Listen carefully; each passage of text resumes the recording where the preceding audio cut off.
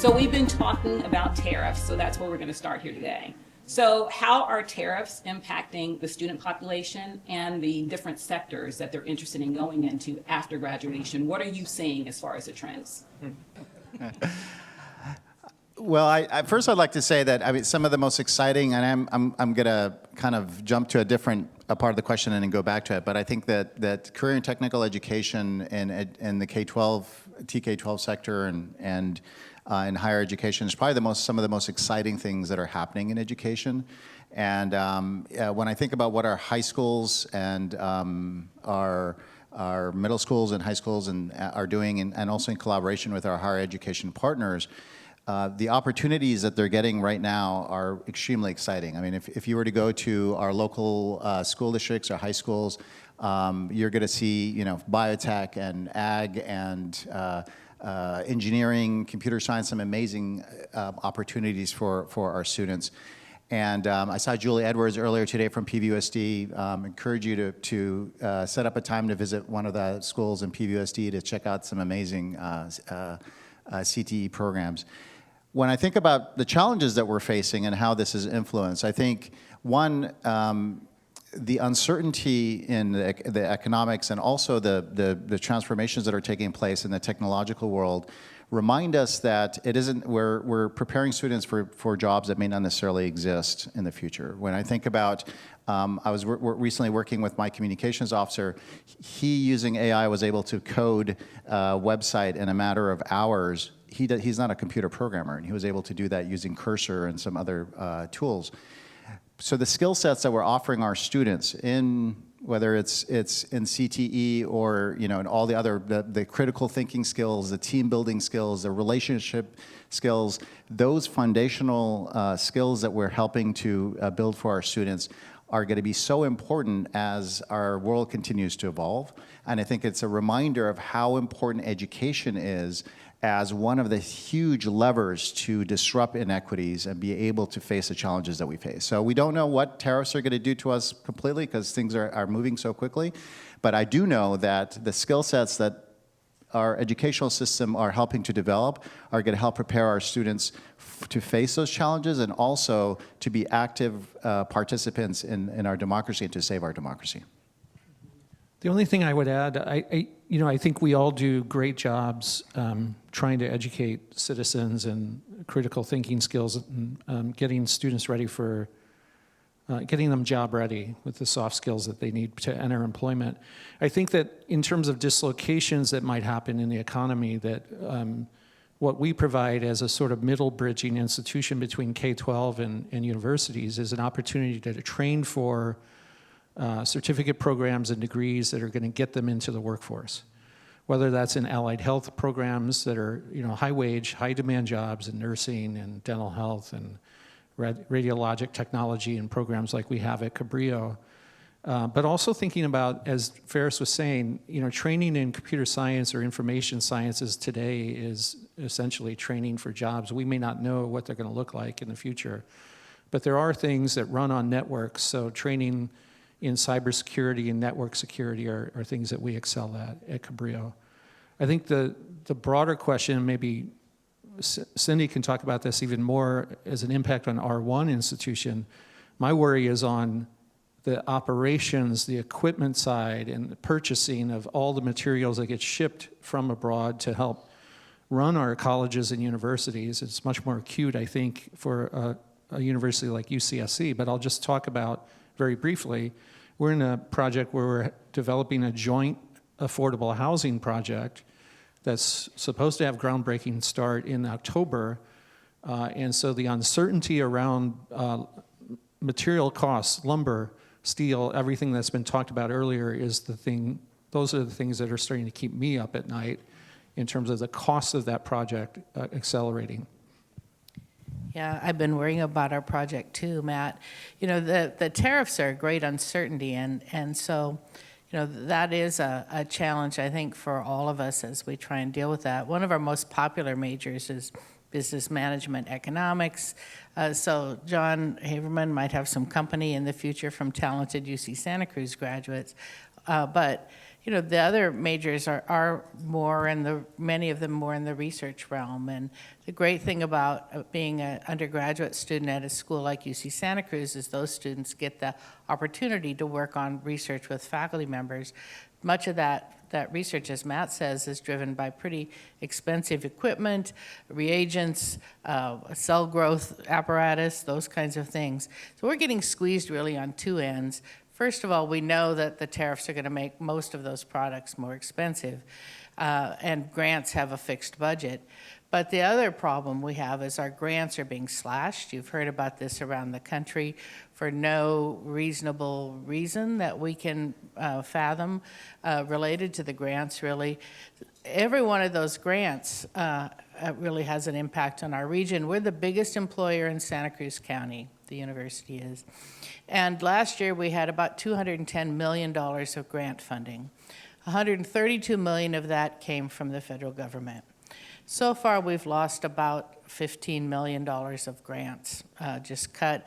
Bigger concern is about future grants and the cuts to budgets in the federal government for the grant funding agencies like NSF and NIH.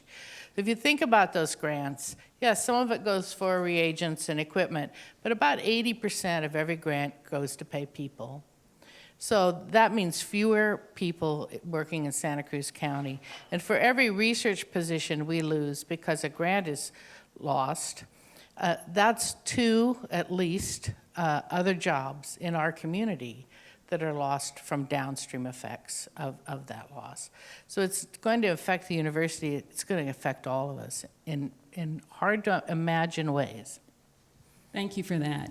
And if you can also tie into this immigration, the social climate, how are those two pieces impacting students specifically, undocumented, as well as first-generation students?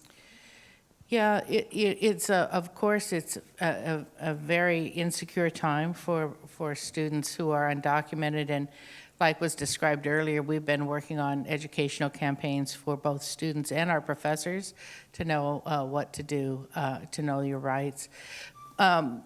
We also have faced these challenges for our legally on visas international students. We had 3 students impacted by some of the revocations of SEVIS authority for international students on our campus. Those have now been restored, but there's this huge chilling effect, both on our current students and about really talented students from other places that will now not be coming to our region. And I think that's a really challenging thing for us to think about when we reflect on the first talk today, and how important that immigration is to our region. Yeah, I think one of the things that has continued to evolve, especially in our TK-12 schools, is this idea of community schools. The idea that schools are not just places for education, but also for support, for food, for behavioral health, and that families see us as trusted place, see our schools as trusted places for to be able to get all kinds of support, as well as not only for the individual students, but for the whole family. And I think that the current environment is really sending shockwaves for our families. We see, especially when different announcements take place, that our mixed status families are deeply impacted and they're not accessing resources. They're less likely to send their kids to school.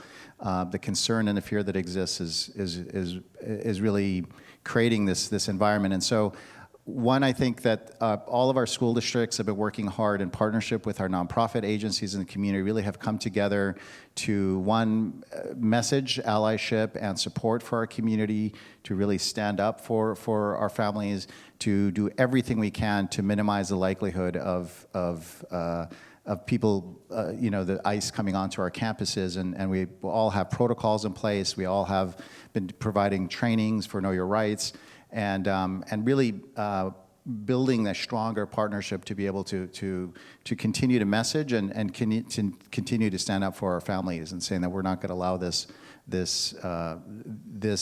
violations of the rights of our families in our schools or in our community.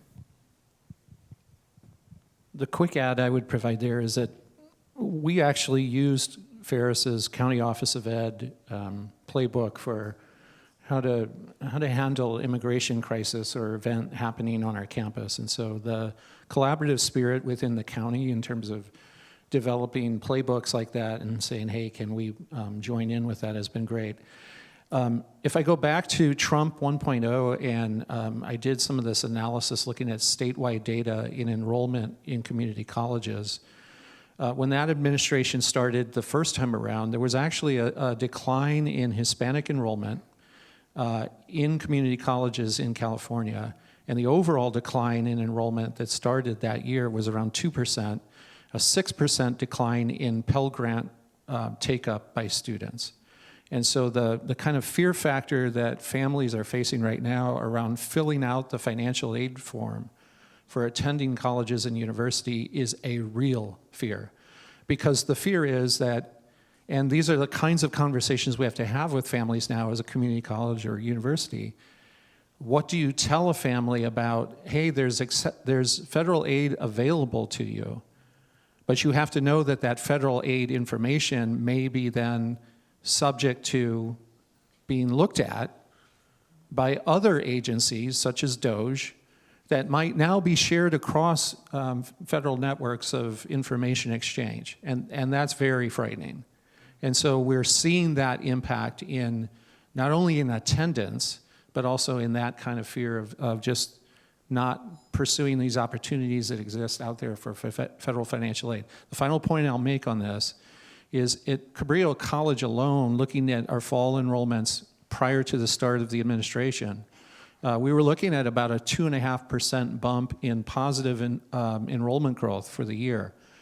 When we got to the spring enrollment numbers and spring data, gone. So we're going to be flat as an institution coming out of this 24-25 academic year with the fear of enrollment decline, not only driven by some of the demographic factors that you all know about, and we talked about earlier, but also that this fear that we're going to lose first-gen immigrant, children of immigrant students because they're afraid of attending a higher ed institution in this environment. Thank you for that. And I'm curious, are you hearing anything specifically from students? I hear there's fear and they're worried, but what are some specific pieces of feedback you're getting from students regarding the climate that they're having to go to school in? Anecdotally, communications back up to me that is essentially about fear. And so how can you guarantee safety? How can you guarantee that things won't happen on our campus? I had to send an email last night to our campus community about a unconfirmed ICE detention of a staff member's spouse, which essentially equated to driving while brown about 3 blocks from the campus. And so that fear about being stopped and detained, and they were let go after 30 minutes, but it was unmarked car, unbadged individuals with holstered weapons and Kevlar vests on that held a man for 30 minutes and actually asked for citizenship confirmation or documentation. That is happening. And whether or not it's an actual ICE agent is in question, but that's even more frightening that it might be somebody pretending to be an ICE agent. And so those kinds of anecdotal examples of things that are happening in our community are rippling out into our community, and they are incredibly worrisome and dangerous and fearful.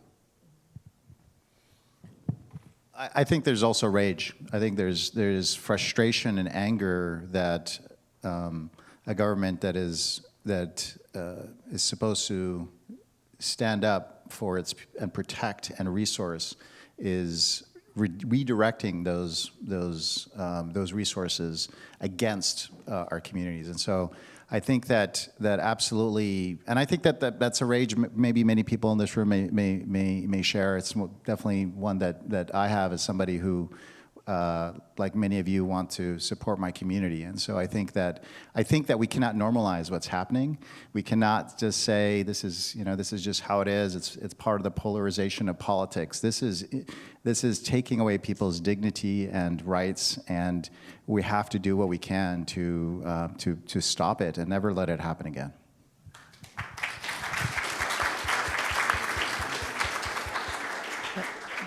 The only other thing I would add is the frustration and the fear of loss of due process, because without due process, nobody in our country is going to have their rights as we know them from the Constitution. So true, and thank you all for that. So we've talked about the students. I'm curious what you're seeing with teachers, recruitment and retention. What's happening in that space? What are you doing to incentivize that space and bring the teachers into a climate that a lot of them have never seen before? I think one of the things that we've tried to do, we all of us who are employers face the problem of hiring folks and the affordability issue. So one of the efforts we're trying to do is to hire in, particularly for faculty, what we're calling cluster hires together, so that they are brought in with clear knowledge of what the college and its mission and values are around, professional development with each other throughout the year, appointed mentors that they network with throughout the year. And I'm going to point to our Vice President, Travaris Harris, who's kind of the champion of this. Go ahead and raise your hand, Travaris. Thank you for being here. And so the effort is to make sure that when we hire individuals, they know about our values, which we do value supporting first-generation students.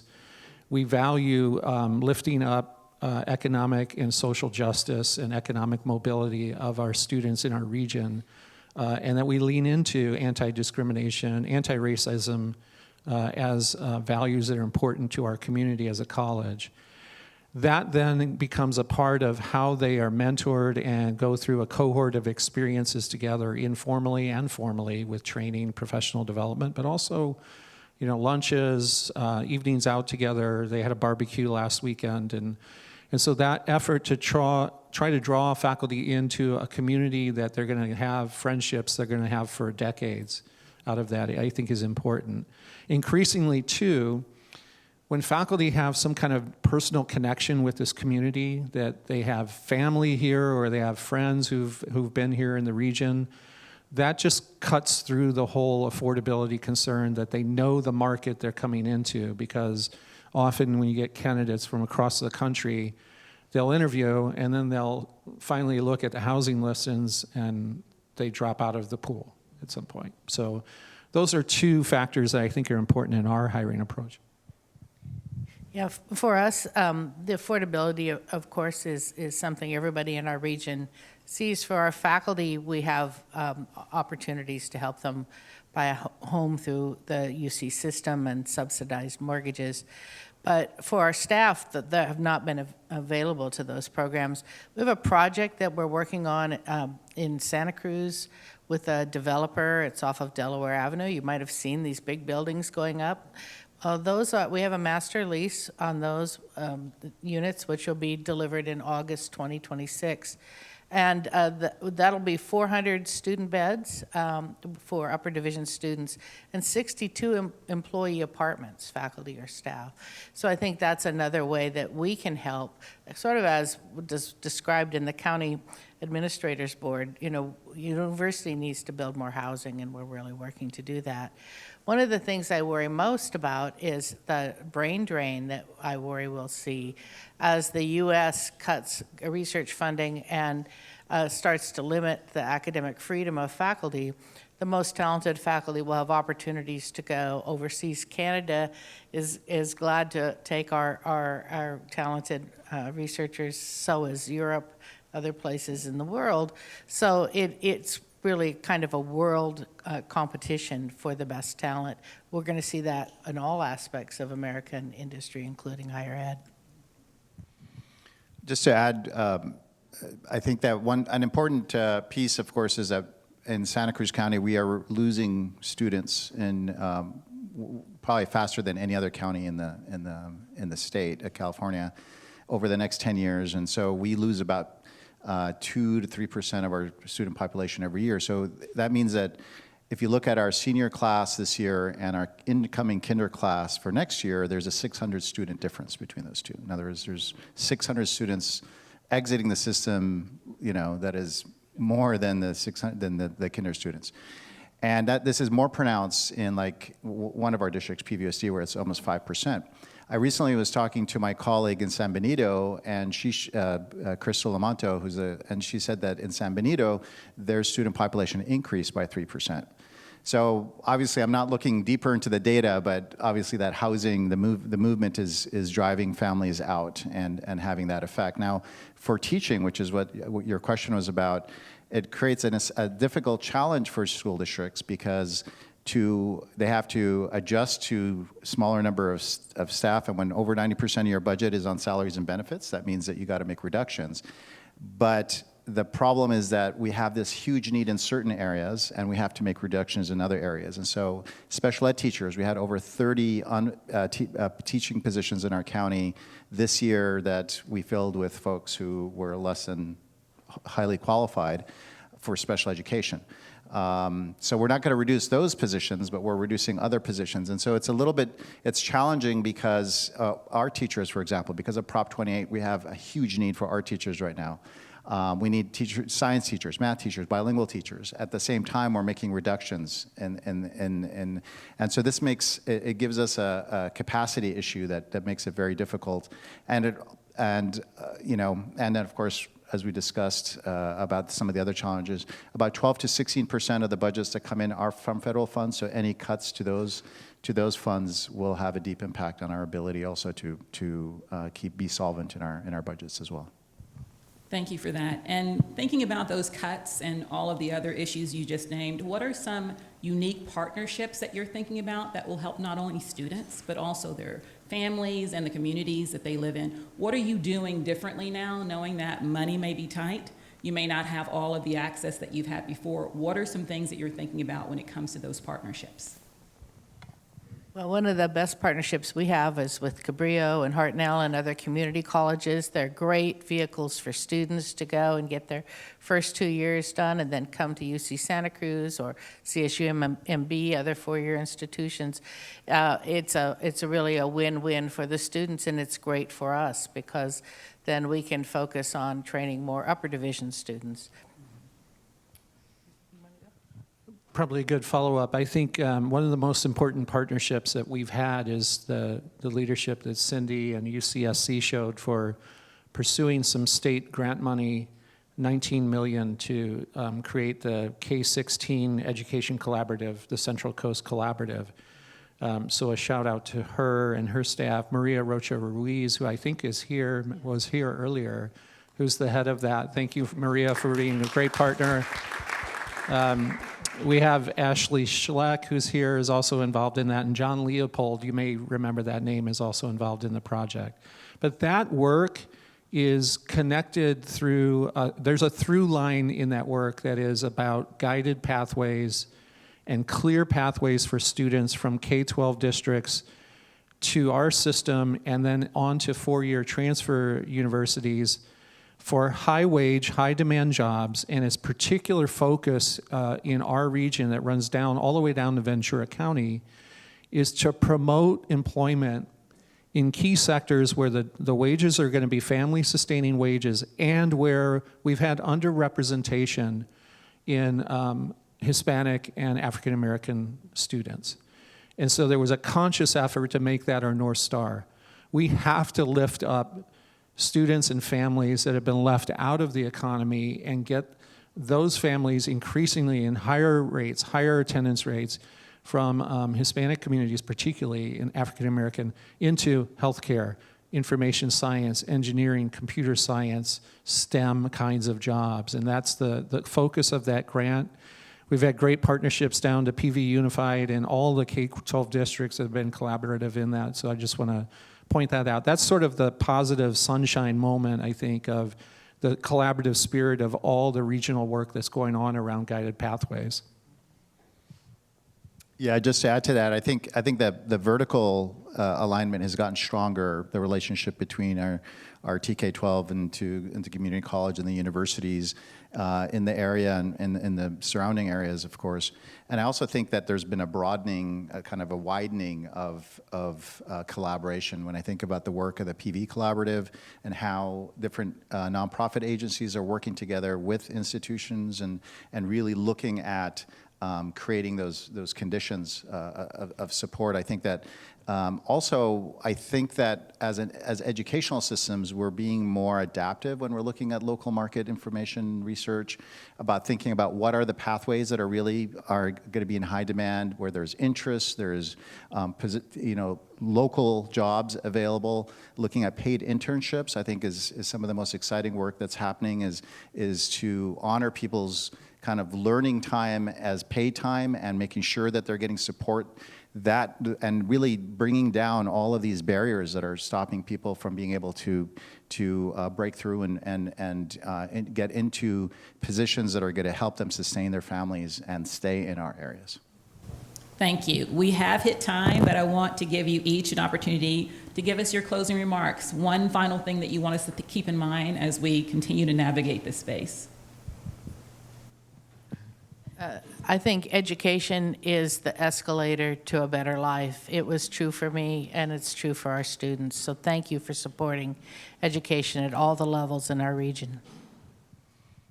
And part of that, I think, is collaboration. We recognize that our schools are intrinsically connected and reliant on all of the different business partners or nonprofit partners.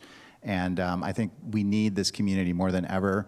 And I think that schools are going to continue to represent these important safety hubs for a variety of different resources and services for our families. And with your support, we can continue to do what we need to do to support our students and our families.